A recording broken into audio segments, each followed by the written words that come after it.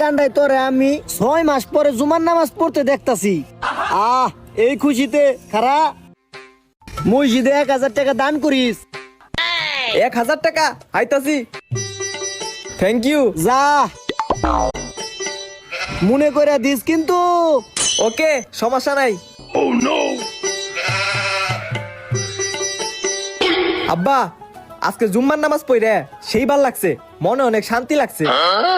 তোরে যে 1000 টাকা দিছিলাম মসজিদে দিছ তো? মসজিদে দিছি, আর মসজিদে তো সবাই টাকা দেয়।